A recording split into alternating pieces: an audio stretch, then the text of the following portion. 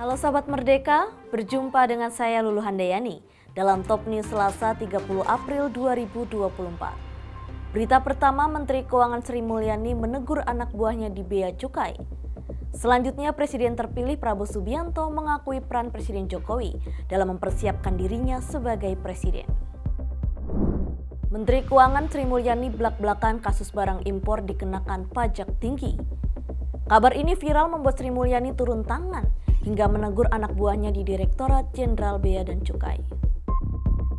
Ada 3 kasus disorot publik terkait kinerja Bea Cukai hingga membuat Menteri Sri Mulyani turun tangan. Pertama, terkait pembelian sepatu seharga 10 juta rupiah, dikenakan pajak senilai 30 juta rupiah yang dikeluhkan seorang pria bernama Radika Altaf. Menurutnya, kasus ini akibat ketidaksesuaian dari jasa titipan DHL yang mencantumkan harga lebih rendah. Sang bendahara negara juga menyoroti kasus pengiriman action figure. Ini juga viral usai influencer terkait memprotesnya di TikTok dan X. Selain kasus sepatu dan action figure, Sri Mulyani juga memberikan penjelasan mengenai kasus impor barang-barang milik sekolah luar biasa atau SLB yang tertahan. Sri Mulyani lantas memberikan peringatan untuk para bawahannya di Bea Cukai. Ternyata barang kiriman tersebut adalah hibah untuk sekolah luar biasa. Di sini kami ingin menyampaikan bahwa Bea Cukai memang menangani berbagai kebutuhan masyarakat dan berbagai jenis pengiriman barang. Dalam kasus hibah untuk SLB ini, Bea Cukai kemudian mengontak dan berkomunikasi langsung dengan pemilik akun X yang memviralkan, yaitu akun @ijalzaid.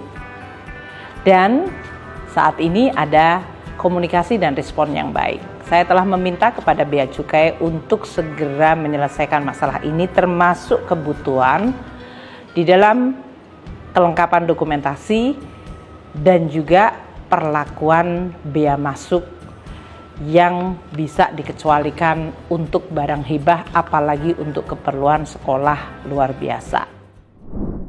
Berita selanjutnya, Presiden terpilih Prabowo Subianto secara terbuka menyampaikan peran besar Presiden Jokowi jelang pelantikan 20 Oktober 2024 nanti.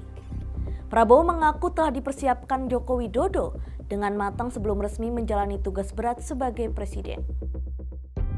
Menteri Pertahanan itu mendapat tugas dari Jokowi untuk melakukan kunjungan kerja ke luar negeri, khususnya mulai menemui para pejabat penting usai unggul dalam rekapitulasi hasil penghitungan suara Pilpres 2024. Hal itu disampaikan Prabowo dalam kegiatan halal bihalal di kantor pengurus besar Nahdlatul Ulama atau PBNU, Jakarta, Minggu 28 April 2024. Rumuskan langkah-langkah sehingga tanggal 20 Oktober nanti dengan penyerahan mandat tidak akan ada vakum, tidak akan ada waktu yang terbuang. Dan untuk itu saya harus sampaikan di sini betapa besar Pak Joko Widodo menyiapkan saya. Saudara-saudara sekalian, beliau seorang yang boleh saya katakan sangat teliti. Beliau sangat teliti. Mungkin karena itu saya kalah 2 kali sama beliau itu. Selain itu, Prabowo juga berkeyakinan dalam mengemban tugas berat sebagai presiden akan mendapat berbagai dukungan. Salah satunya kekuatan kelompok besar seperti Nahdlatul Ulama. Alhamdulillah, rakyat telah mengambil keputusan.